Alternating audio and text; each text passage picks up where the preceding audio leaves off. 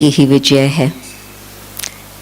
एक व्यक्ति अकेला उसको साक्षात्कार हुआ और छोटा सा संगठन हैदराबाद सिंध में इकट्ठा हुआ और फिर किस तरह से कहानी चलती गई वो तो आप लोग सभी जानते हो। तो मैं आपको डिटेल में अभी वो कहानी तो नहीं सुनाने बैठी हूँ, परंतु रियलिटी तो ये है कि कदम कदम पर जो भी बातें सामने आती ही रही। कभी किसको एक्सपेक्ट नहीं था कि हमारे ही लौकिक संबंधी हमारे से विरोध करेंगे, और ब्रह्मा बाबा के जो लौकिक भाई थे उन्हों का ही सामना करना पड़ा।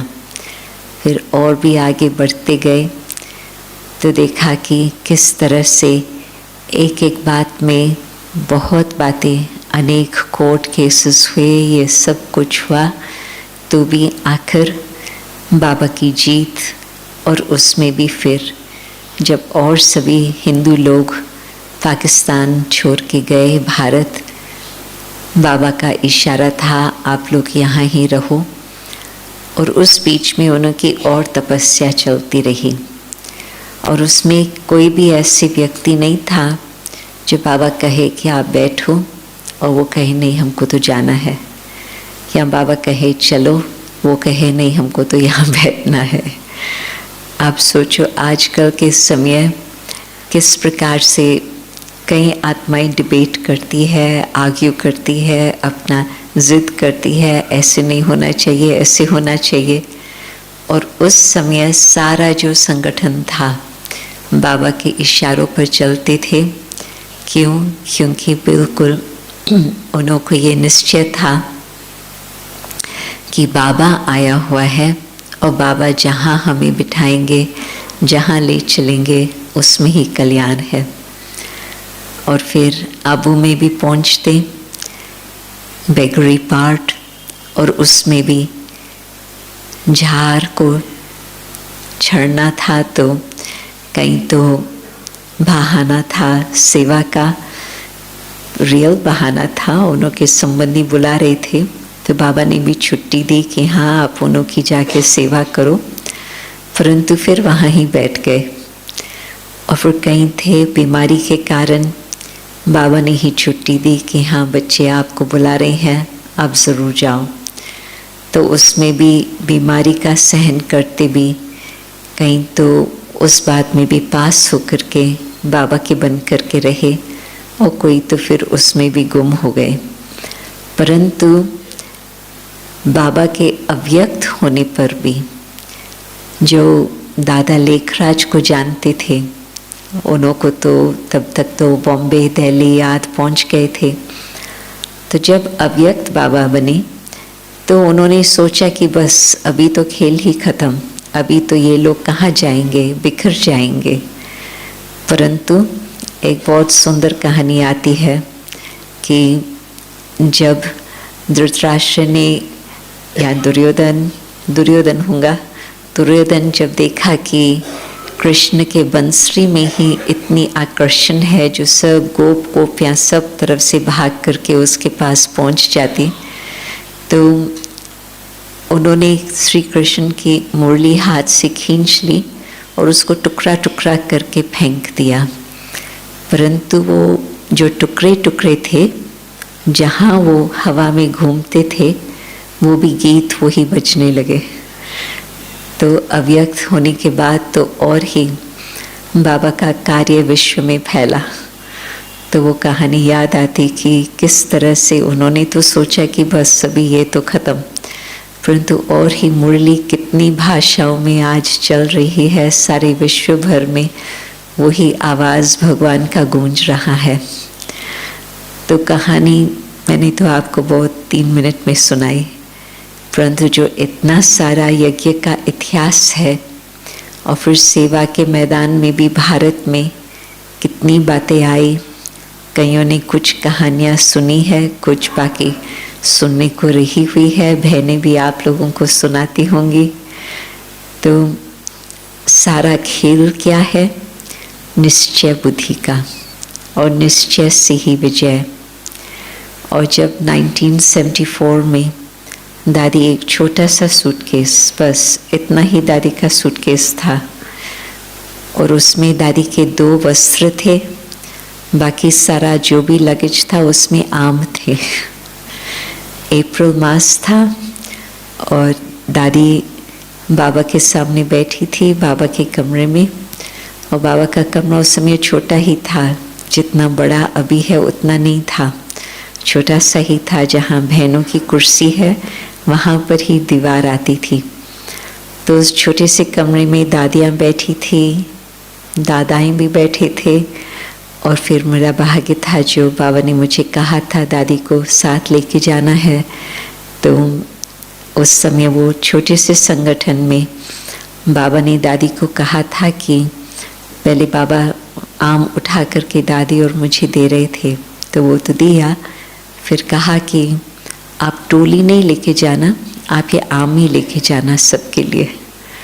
तो बस आम का ही सूटकेस भरा हुआ था और तो कुछ नहीं। तो दादी आकर के पहुंची तो देखा कि लंदन जैसे स्थान पर 2 छोटे से कमरे हैं, और उसमें ही बाबा का कार्य शुरू हुआ था, और अभी तक 3 साल हो गए थे वो ही स्थान पर बाबा का कार्य चल रहा है।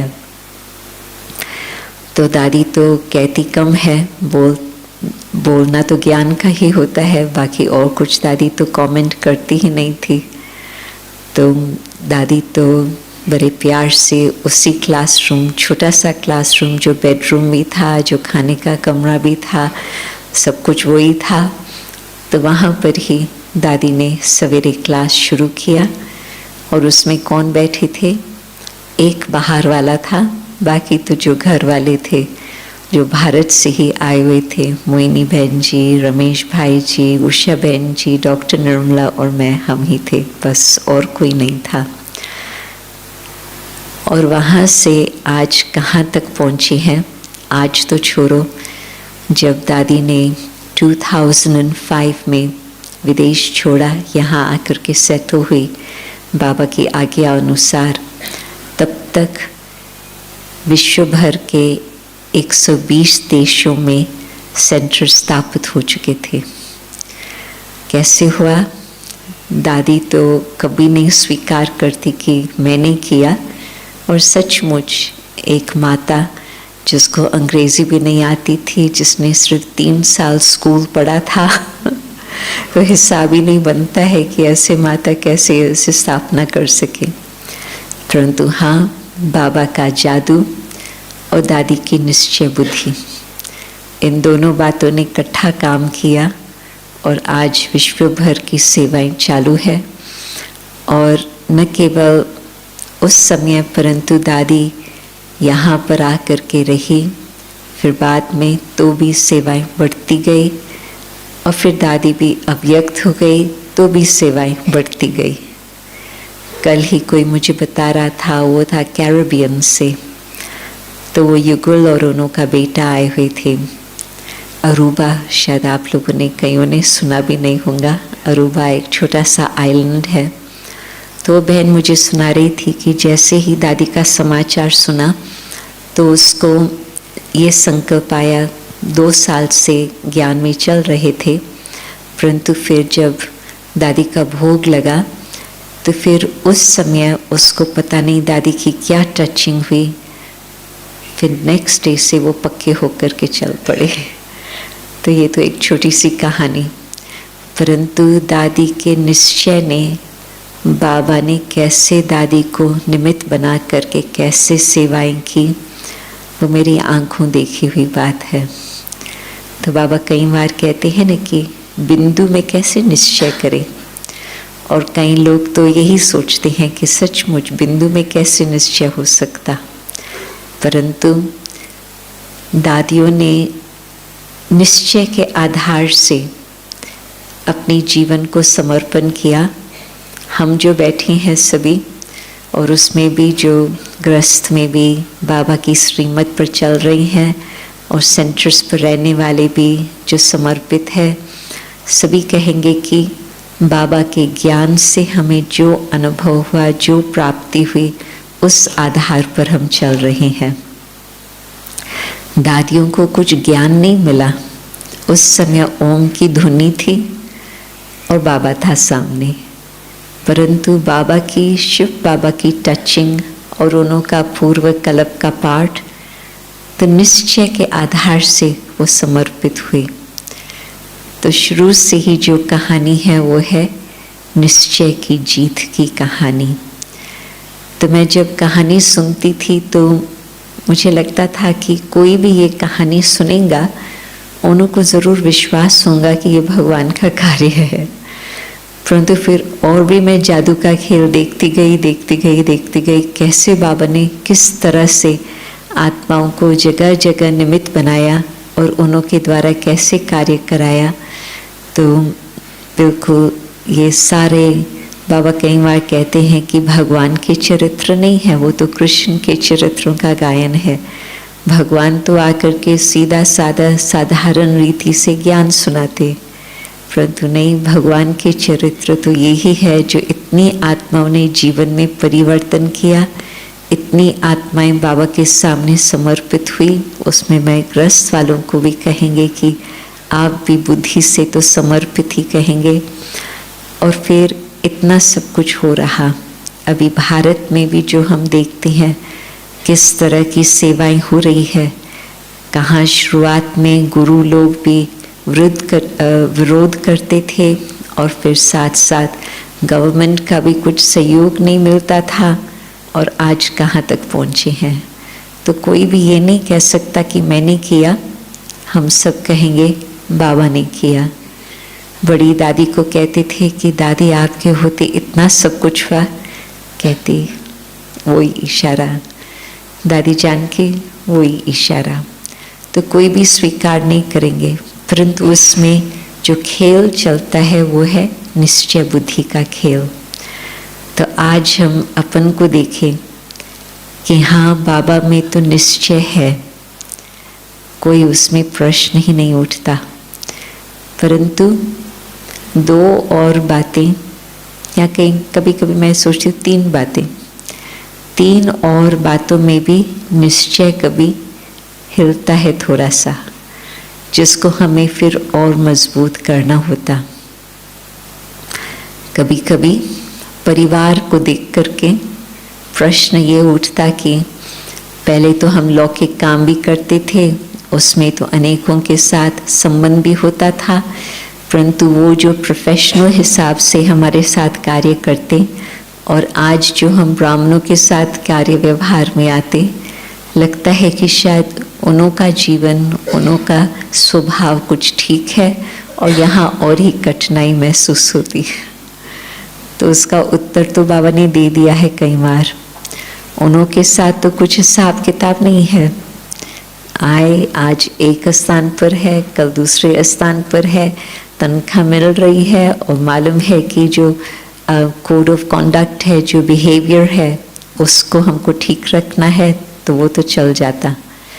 परंतु जब नज़दीक वाले होते हैं और जिन्हों में एक्सपेक्टेशन ज़्यादा होती, ब्राह्मण परिवार में उन्हों से जो हम एक्सपेक्ट करते और वो फिर उस अनुसार नहीं कर पाते, तो उसमें ये प्रश्न आता कि ऐसे क्यों। तो बाबा ने तो कई बार अव्यक्त मुरली में, साकार मुरलियों में बहुत अच्छी पालना दी है और यही अंडरलाइन किया है कि आप ये मत सोचो, आपको जो पाठ बजाना है आप पाठ अपना बजाओ और ड्रामा अनुसार उन्हों को जो पाठ मिला हुआ है वही अपना वो पाठ बजाएंगे। आपके कहने से किस कोई बदलता है? चाहे घर में आप बच्चे हो, युगल हो, कोई भी हो, आप सोचे कि ये बदल जाए फिर सब कुछ ठीक होगा, ऐसे कभी हुआ? ड्रामा कहेगा पहले आप बदल के दिखाओ, और जब हम बदल के दिखाते हैं तो अपने आप ही सब बातें सेट हो जाती।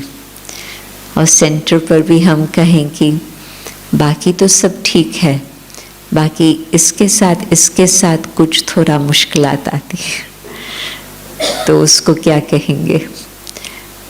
तो बाबा कहते हैं कि देखते भी न देखे, सुनते भी न सुने, जो मेरी काम की बात है वो मैं सुनूं और वो ही मैं देखूं, नहीं तो अपनी स्थिति ही नीचे ऊपर हो जाती। और जब नीचे ऊपर स्थिति होती तो फिर कुछ भी बात ठीक नहीं हो पाती। तो बाबा तो हमेशा खुद के लिए ही कहते हैं कि खुद को देख करके परिवर्तन लाओ। और ये भी मालूम है कि जो ये परिवार है, कहाँ तक हमारा संबंध चला है? आधा कल्प, चौथा कल्प, पूरा कल्प। इस परिवार के साथ हमारा पूरा कल्प का संबंध रहा है। सतयुग त्रेता में किसके साथ होंगे? बाबा के बच्चों के साथ ही होंगे, कोई और बाहर वाला तो नहीं होगा। और फिर जब बाबा पुजारी बने तो हम भी बाबा के साथ साथ पूज्य से पुजारी बने और यही परिवार साथ चला। और जब कलयुग के अंतिम घड़ियों में आकर पहुँचे हैं तो उस समय भी इन्हों के साथ ही संबंध है। और संगम युग में भी यही परिवार हमारा साथ है। और वास्तव में ऐसा परिवार जो एक परमात्मा की लगन में सभी मस्त रहते और सभी का लक्ष्य एक है और सभी एक ही स्टडी कर रहे हैं, तो हम यही सोचे कि जब स्टूडेंट है तो हर एक अपनी बुद्धि अनुसार, अपने भाग्य अनुसार स्टडी करता। आप कितना भी कहो कि 30 स्टूडेंट क्लास में है और 30 स्टूडेंट इकट्ठे ही पास हो जाए, आज तक तो नहीं देखा है। और उसमें भी ये सोचे कि मैं जैसे कर रहा हूँ दूसरा स्टूडेंट ऐसे ही करे, तो उसमें भी कई प्रकार की गलतियाँ हो जाएंगी। साकार मूल्य में बाबा सदा कहते थे आप समान। फिर अव्यक्त बाबा आप समान नहीं कहते, बाप समान। क्यों? क्योंकि पहले तो साकार बाबा सामने थे, तो बेशक हम आप समान बनाने के लिए सोचते थे, तो भी फिर भी बाबा साथ थे तो सभी बाबा की तरफ ही दृष्टि रखते थे। परंतु बाबा के अव्यक्त होने पर बाबा ने बहुत अच्छी तरह से ध्यान खींचवाया है, follow father, not follow sister brother. तो हाँ, सबके साथ अब जबकि मिलनसार होकर चलेंगे तो ही फिर भविष्य में इसी परिवार में भी हमारा जन्म होगा। दादी गुलजार एक बहुत मीठी कहानी सुनाती थी, कईयों ने शायद सुनी भी होंगी। तो दादी गुलजार ने बताया कि कराची के दिनों में एक बहन को बहुत कठिन लगता था परिवार के साथ चलना। और अभी तो 3, 4, 5 या मधुबन में अधिक संख्या है, परंतु कराची के दिनों की बात आप सोचो, एक ही मकान, बड़ा मकान है, मैं देख के आई हूँ कराची में, परंतु वो आजकल स्कूल है। तो एक ही कमरे में 12 लोग रहते थे, 12 बहनें, कुंज भवन। और बाहर जाने की तो बिल्कुल मना थी, क्योंकि पहुंचने के बाद तुरंत वर्ल्ड वॉर शुरू हुआ, फिर उसके बाद पार्टीशन वॉर शुरू हुआ। तो कहाँ जाएंगे, क्यों जाएंगे, क्या जाके करेंगे? तो कुंज भवन में ही 12 लोगों के साथ कमरा शेयर करना और फिर बाहर कहाँ भी जाने की मना। तो दिन रात 24 घंटों तक उन्हों का ही चेहरा देखो, उन्हों के साथ ही कार्य व्यवहार करो। आप सोच सकते हैं कि जो बहुत अंतर्मुखी थे, जिन्हों को बहुत तपस्या की लगन थी, वो तो इसमें पास हुए। बाकी तो कुछ न कुछ चूं चां चलती रहती थी। कुंज भवन बाबा ने क्यों नाम रखा? क्योंकि चिड़िया चू चू चू चू करती रहती है ना, तो तभी बाबा ने कुंज भवन नाम रखा था। तो उनों के लिए तो, कईयों के लिए तो बिल्कुल वो स्वर्ग था, क्योंकि मम्मा के साथ उस मकान में रहना होता था और बाबा का भी साथ था। परंतु कुछ आत्माओं को थोड़ा मुश्किल लगा, तो एक बहन बाबा के साथ खास मिली कि बाबा तो बहुत अच्छा लगता, परंतु सबके साथ चलना इतना सहज नहीं है। तो बाबा ने उसको क्या चॉइस दी? बाबा ने कहा भले तुम शिव बाबा के साथ ही रहो, परंतु फिर आपको मुक्ति धाम में शिव बाबा के साथ लंबा समय रहना होगा। आपको यदि स्वर्ग में आना है तो शिव बाबा तो स्वर्ग में आएगा ही नहीं, फिर तो आप सबके साथ, जिनों के साथ अभी रहे हुए हैं उन्हों के साथ ही आना होगा। तो बाबा ने बहुत अच्छी चॉइस उसको बता दी, जीवन मुक्ति चाहिए तो ये करना होगा, मुक्ति चाहिए तो ठीक है, एक शिव बाबा ही पसंद है भले। तो कहने का मतलब कि परिवार की बातें यदि हम देखते हैं और उस पर हमारा मनन चिंतन चलता, फेल। क्यों? क्योंकि पर चिंतन, पर दर्शन के लिए बाबा ने मना किया है। मैं समझती 10 दिन की साकार मुरलियाँ जो चली है, एक एक मुरली में आप उस समय तो अपने स्थानों पर थे, फिर ट्रैवलिंग करके यहाँ पहुँचे, तो भी कल परसों भी यही था, न सुनो न कुछ ऐसे व्यर्थ बातें बोलो, झरमुई झंगमुई जिसको बाबा अपनी भाषा में कहते हैं।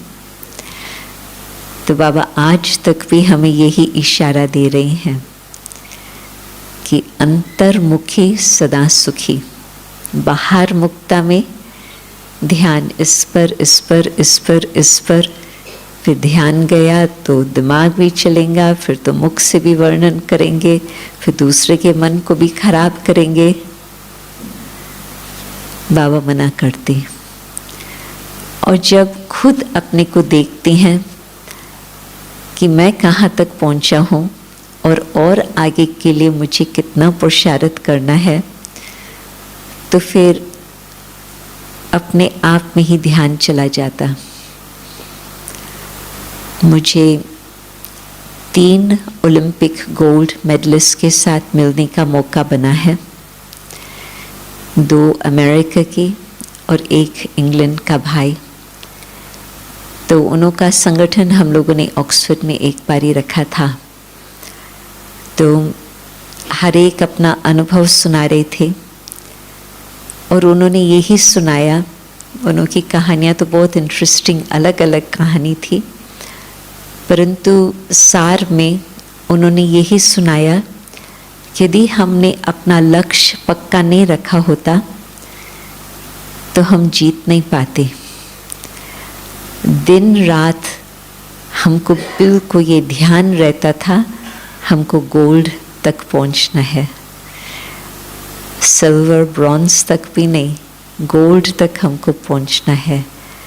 तो हमारा उठना, हमारा बैठना, हमारा किसके साथ मिलना, हमारा खाना, हमारा पीना, हमारा एक्सरसाइज, सब उस रास्ते पर हम चलते थे, क्योंकि हमको मालूम था कि एक शाम भी हम अपने फ्रेंड्स के साथ घूमने जाएंगे और कुछ और बातों में लग जाएंगे तो हमारी दिनचर्या ठीक नहीं रहेंगी दूसरे दिन।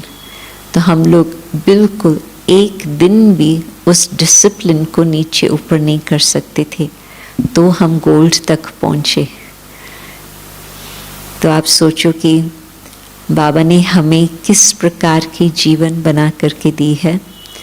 सवेरे से रात्रि तक जो बाबा ने हमें श्रीमत दी है, यदि हम बाबा में निश्चय रखते और अपन में निश्चय रखते कि मुझे यहाँ तक ज़रूर पहुँचना है, तो भगवान सेवा में तो जादू करके दिखाता, भगवान बुद्धि के परिवर्तन में भी जादू करके दिखाता खुद के लिए, परंतु ऊंच पद प्राप्त करने में अपनी खुद की मेहनत है। उसमें भगवान जादू का खेल नहीं दिखाएगा। उस समय फिर आती है अपनी पढ़ाई। पढ़ाई को कहाँ तक, जो न सिर्फ मुरली पढ़ना, मुरली सुनना, परंतु स्टूडेंट लाइफ हमारी सारा दिन भर, बेशक काम पर है, बेशक घर पे है, परंतु स्टूडेंट लाइफ हमारी किस तरह से चलती, उस डिसिप्लिन में हम कहाँ तक अपने को रखती हैं, उस लक्ष्य को हम कहाँ तक अपने सामने रखते हैं, उसमें ये सब बातें गिनती होंगी। तो खुद में भी निश्चय, तो बाबा का निश्चय, परिवार का निश्चय, परंतु खुद में भी निश्चय कि जबकि हम बाबा के बने हैं, हमें क्षत्रिय घराने में नहीं आना है। लास्ट तक हमारी युद्ध चलती रहे। मुख से तो कईयों के साथ कईयों की युद्ध चलती है, परंतु अंदर भी कई बार युद्ध चलती, परंतु निश्चय, खुद के विजय में भी निश्चय। उस आधार पर हम और किसके साथ अपना कंपैरिजन नहीं करते। कंपैरिजन, कंपटीशन, ये फिनिश। परंतु हमको जैसे बाबा मम्मा, उनों के लिए तो फिक्स है, हमें भी चलो 8 में नहीं आएंगे, ये तो चलो ठीक है, ये तो पता ही चला, परंतु 108 में विजय माला में तो सब आ सकते।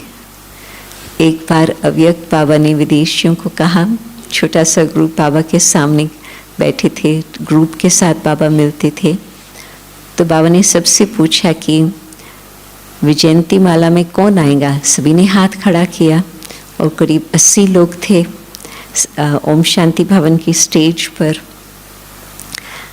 तो बाबा ने कहा सभी आएंगे, तो सभी ने कहा जी बाबा। तो बाबा ने कहा अच्छा, फिर तो विजय माला की अनेक और लड़ियाँ बाबा को बनानी पड़ेंगी।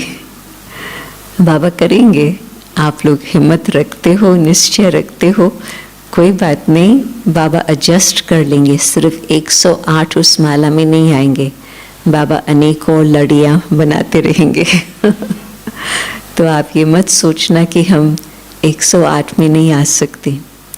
लक्ष्य है विजय का, तो अपने में भी निश्चय रखना बहुत ही आवश्यक है। अपने से ही निश्चय हिल जाता, हाँ भले भले गलतियां भी हुई हो, परंतु ये संकल्प करें कि आज से हमारी गलती और न हो। गलतियां हुई, उसकी रियलाइजेशन हुआ, उससे बाबा से हमने माफ़ी भी मांगी और फिर आगे बढ़ो। उसमें हम समय बिताएं गिल्टी फीलिंग के, बाबा नहीं मानते हैं।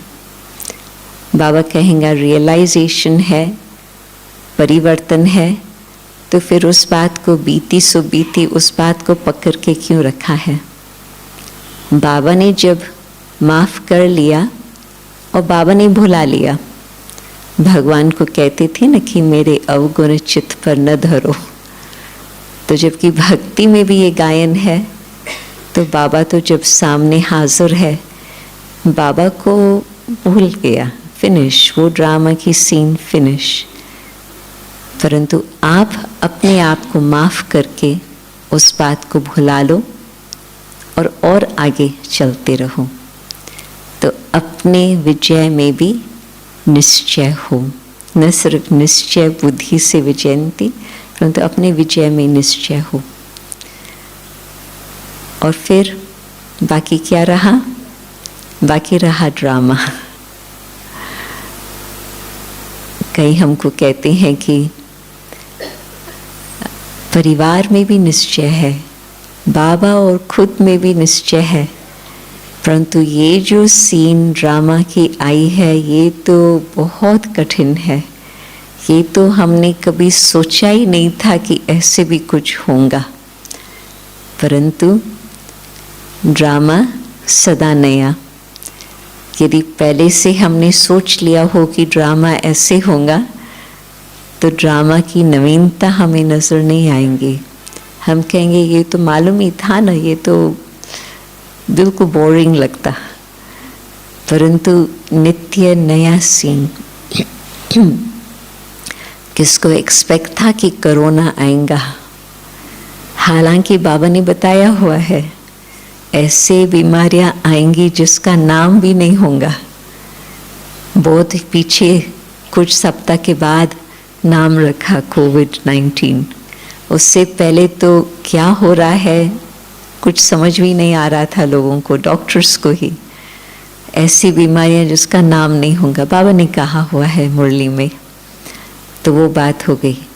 फिर कहीं सोचते थे हमको तो नहीं लग सकता, हमको तो कभी नहीं होगा, परंतु जिन्होंने एक्सपेक्ट ही नहीं किया उन्हों को भी आया। और भारत में तो ज़बरदस्त वो कहानी चली, विदेश में भी, सारे विश्व में कहानी चली। और बाबा मुरलियों में साकार में कहते हैं वो भी दिन आएंगे जो आप घर से बाहर नहीं निकल सकेंगे। एक एक बात बाबा ने बता भी दी थी, परंतु कुछ रजिस्टर कम होता। सोचते हैं कि ये औरों के लिए बाबा कह रहे हैं, हमारे लिए नहीं कह रहे हैं। हम घर से बाहर नहीं निकल सकेंगे, अपने लिए तो किसी ने सोचा ही नहीं था।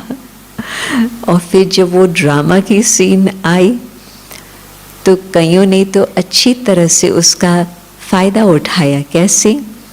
दिन भर ऑनलाइन क्लासेस, अमेरिका से ऑस्ट्रेलिया तक, भारत में सब के क्लासेस ऑनलाइन थे। आप कहाँ पर भी जुड़ सकते थे। तो कोई बैठ कर के सवेरे से रात्रि तक क्लासेस करे, ये सोचे कि हम तो बाद में आए हैं तो हमने बहुत कुछ मिस किया है, हमको तो बहुत क्लासेस सुन कर के फ़ायदा उठाना है। उन्होंने तो अच्छी तरह से तपस्या की, क्लासेस के खूब फ़ायदा उठाया।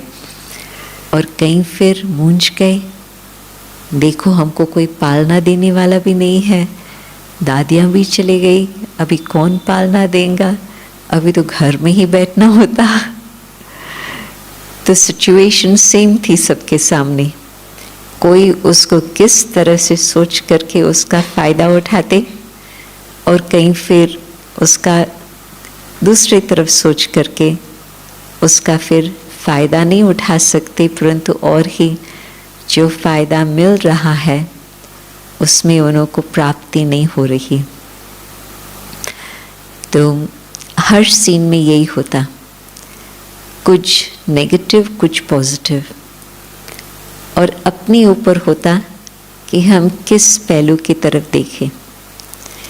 अभी बारिश का मौसम है तो कईयों को तो इतना अच्छा लग रहा है, इतनी गर्मी थी, गर्मी भी कम हो गई, और इतना आबू में सुंदर मौसम है जो बिल्कुल सूक्ष्म वतन लग रहा है। कहीं वो सोच करके खूब नाच रही हैं, और कहीं फिर देखो टॉवल भी गीला रह जाता, टॉवल भी सूखता। तो हर बात में नेगेटिव पॉजिटिव। तो उसमें हमें अपना लक्ष्य सामने है कि हमें जीत पानी है, हमें तो बिल्कुल सूर्यवंशी घराने में आना है। तो अपना किस तरह से पुरुषार्थ करेंगे?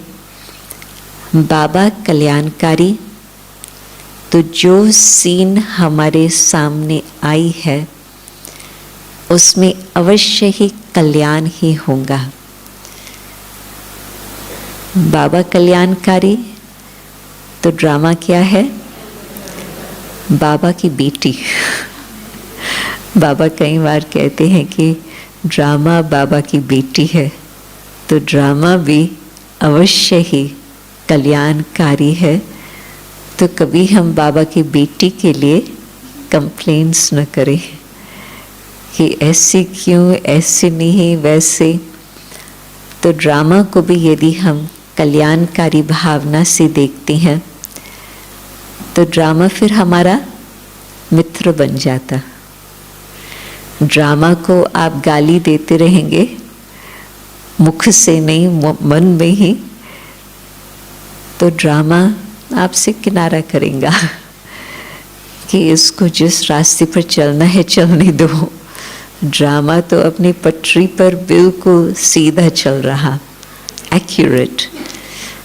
बाकी मेरे मन को पसंद नहीं आया है तो मेरा मन किसी और तरफ चल रहा।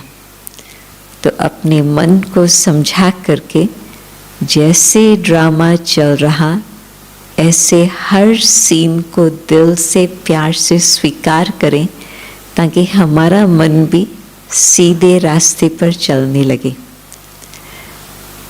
और ड्रामा को स्वीकार किया तो फिर तो जैसे आज बाबा ने कहा, मालूम है ड्रामा हाजिर नाजिर है।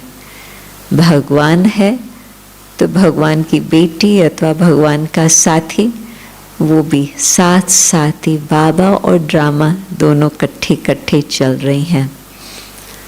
जब दादी अव्यक्त हुई 2020 मार्च को, तो उस समय लॉकडाउन शुरू होते कुछ दिन ही हुए थे। पहले तो गवर्नमेंट ने कहा 2 दिन, फिर कहा 1 सप्ताह, फिर तो तब तक तो धीरे धीरे मालूम पड़ता गया ये तो लंबी कहानी है। तो हम ये सोचते थे, जब दादी कहती थी कि मैं जब जाऊं तो मेरे जो भी कार्यक्रम हो उसमें कुछ खर्चा नहीं होना चाहिए। तो हम सोचते थे कि दादी है, सारे विश्व से लोग कितना खर्चा करके टिकट्स खर्च करके आएंगे।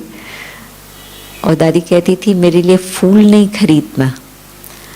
तो हम सोचते थे कि दादी और दादी के लिए फूल न आए, कैसे हो सकता। परंतु बाबा और दादी ने अपना आपस में बात करके ड्रामा को अपना साथ रखा कि ऐसी सीन आई जो न कोई पहुंच सका। जो यहाँ थे ऊपर वाले पांडव भवन वाले, ज्ञानसरोवर वाले, वो भी नीचे नहीं आ सके। नीचे 10,000 लोग थे, उन्हों के लिए भी मना थे। छोटा सा सर्कल था, पुलिस वाले सब तरफ खड़े थे, 50 लोगों की छुट्टी थी, बस वही सामने हो। तो ड्रामा आपका मित्र तब बन सकता जब आप भी ड्रामा को प्यार से स्वीकार करें। तो हर बात में ड्रामा हमारा मित्र बन सकता। कल्याणकारी ड्रामा।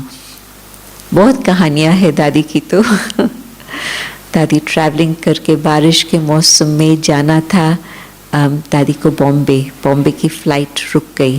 फिर दादी ने सोचा अच्छा ठीक है हम जाएंगे दिल्ली, क्योंकि इंटरनेशनल फ़्लाइट लेनी थी। फिर दादी ने एयरपोर्ट पर ही बोर्ड पर देखा कि पुणे की फ़्लाइट्स चालू है। और दादी के पास समाचार आया कि एक अनन्या भाई जो शुरू में दादी प्रकाश मणि और दादी रतन मोहिनी को निमंत्रण दिलाया था जापान के कॉन्फ्रेंस में, ये 1952 की बात। तो तब से बाबा का बच्चा, तो उसका दादी के पास पूना में ही रहते थे। तो उसका समाचार मिला दादी को एयरपोर्ट पर कि उसकी अंतिम घड़ियां चल रही है। बॉम्बे की फ़्लाइट बंद, दिल्ली की फ़्लाइट बंद, दादी गई पूना में उसका कार्यक्रम वो दादी के लिए ही रुका हुआ था। फिर वो गया, तुरंत ही कार्यक्रम सारा करके दादी को फिर दिल्ली की फ़्लाइट तब तक चालू हो गई। दादी दिल्ली में पहुंची तो बारिश ने भी सहयोग दिया। तो अनेक बातें कहानियाँ तो बहुत होती, परंतु हम खुद एक्सपेरिमेंट करके देखें कि हमारे में निश्चय का बल कहाँ तक है। और फर्स्ट स्टेप निश्चय के लिए आत्म स्मृति। खुद में विश्वास तब आ सकता जब हम आत्म स्मृति में रहते। कितने बारी आपने साकार मूल्य में ये बात पढ़ी होंगी, आत्मा निश्चय करो। बाबा ये नहीं कहते कि आत्मा मान करके चलो, बाबा उस समय निश्चय शब्द यूज करता, आत्मा निश्चय करके चलो। तो आप एक्सपेरिमेंट करके देखो। आत्मा निश्चय है, आत्म स्मृति है, तो बाबा की बहुत समीपता का और साथ का अनुभव है। और फिर आत्म स्मृति है तो परिवार में भी हम उन्हों को उस दृष्टि से देखते कि ये भी आत्मा, मेरा भाई, भाई बहन भी नहीं, मेरा भाई। अनादि कनेक्शन है इस परिवार के साथ, तो उन्हों के गुण देखने को मिलता। खुद में भी विश्वास बढ़ता। क्यों? शरीर को देखते हैं तो कोई मेरे से बहुत होशियार है, कोई मेरे से कम है, तो कभी अपने को बहुत ऊंचा समझते, कभी अपने को कम समझते। तो हर बात में किसको धन ज़्यादा है, किसको पोजीशन ज़्यादा है और किसको मेरे से कम, तो मेरी सिचुएशन भी उन्हों को देखेंगे कम समझेंगे, नीचे वाले को देखेंगे अपने को बहुत बढ़िया समझेंगे। परंतु नहीं, वो सब बातें संसार के बाहर, अपनी स्थिति, अपनी वैल्यूज़ का कनेक्शन आत्म स्मृति से। तो उसमें जो मुझे आत्मविश्वास होता, आत्मविश्वास से ही फिर बाबा की समीपता का अनुभव होता। हमारी स्थिति नीचे ऊपर होती रहे, कभी ऊपर कभी नीचे, तो बाबा की समीपता का उसमें अनुभव नहीं है, क्योंकि ऊपर नीचे की स्थिति है बाहर मुक्ता के कनेक्शन से, और अंदर की स्थिति है बाबा के कनेक्शन। बस बाबा को देखते और कुछ भी नहीं। तो आप जितना जितना आत्म स्मृति, आत्म विश्वास को पक्का करते चलेंगे, फर्स्ट लेसन है, परंतु इस फर्स्ट लेसन से ही विजयंती, हर बात में आपकी जीत होंगी। तो बाबा का ज्ञान तो आप बहुत सुनते हो, और भी आप लोगों की आज और कल में क्लासेस तो चलेंगे ही, परंतु मधुबन में विशेष उठते बैठते चलते फिरते इस बात को अंडरलाइन करो, आत्म स्मृति और आत्म दृष्टि। निश्चय भी उस आधार से आपका बढ़ता जाएगा। आप विजय का खेल देखते चलेंगे कि कैसे हमारी विजय हो रही है। बाबा भी खुश कि हाँ, बच्चों को सचमुच विजय का अनुभव हो रहा। बाबा तो चाहते ही हैं कि हमारे बच्चे जीत प्राप्त करें। बाबा कभी नहीं चाहेगा कि हम बच्चे कुछ कम हो, तो जीत की तरफ आप उठते चलो निश्चय के आधार से। बाबा की याद में 2 मिनट बैठती हैं, फिर आपका और आगे का कार्यक्रम